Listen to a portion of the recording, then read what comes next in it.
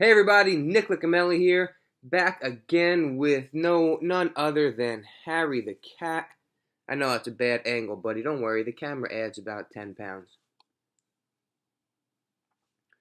Today, we're talking about one of my favorite rotator cuff exercises, and it's an exercise that may not always be looked at as a rotator cuff exercise, but it most definitely trains the rotator cuff, and it's the loaded carry. Let's take a look at why the loaded carry is a great way to train the rotator cuff. So if you've been following me for any amount of time, you probably have an idea of how I feel about the classic rotator cuff exercises.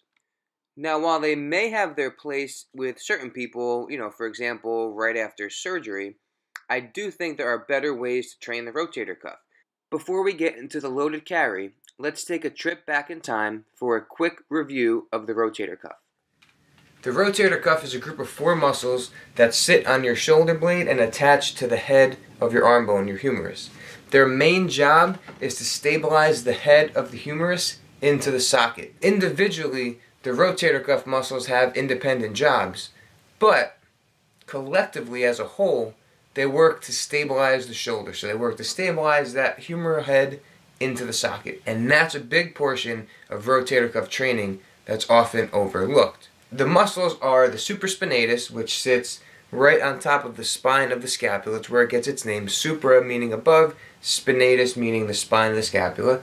What that does is it comes under here and it connects to the arm bone. It initiates abduction, so when you kind of raise your arm out to the side, but as you lift your arm up, what it does is it pulls the humeral head into the socket so that it doesn't ride up, okay? So it kind of pulls it, stabilizes it in the socket, and as you raise your arm up, it kind of pulls it down so it doesn't ride up.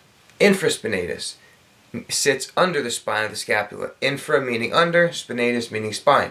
Sits under the spine of the scapula, attaches to your arm bone. Individually, what it does is it externally rotates your shoulder when your shoulder's in a neutral position. Teres minor. Teres minor attaches to the bottom of your scapula and comes right across and attaches to the humeral head. What this does, it's also an external rotator. It's more active when your arm is at about 90 degrees and you externally rotate at 90 degrees.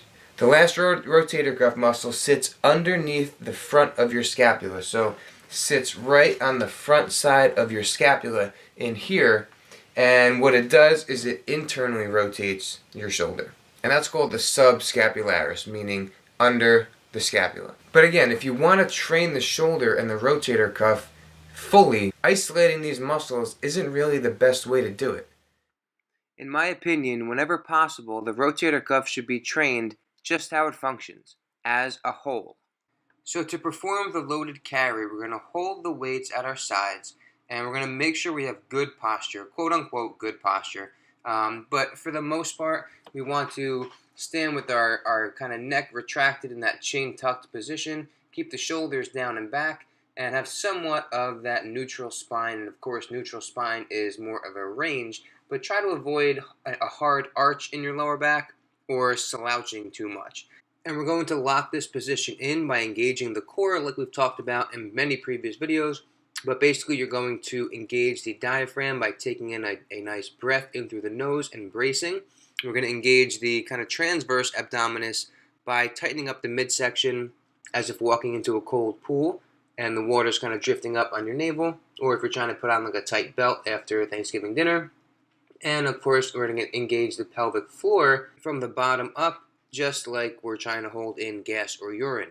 Don't forget about the neck and the shoulders. We're going to kind of squeeze down and pack our lats and kind of squeeze our armpits, almost like beginning a deadlift.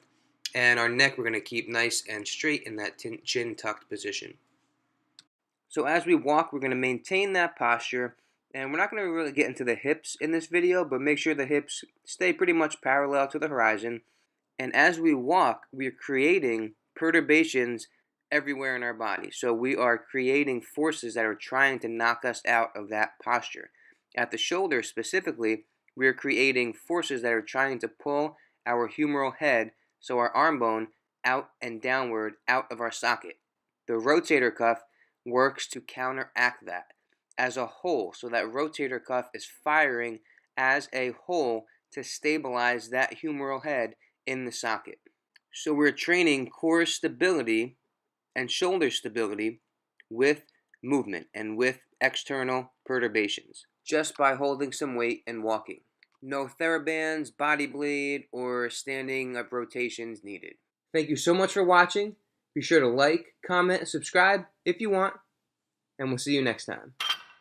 You have to say hi to our 4 listeners or viewers. Show them how handsome you are.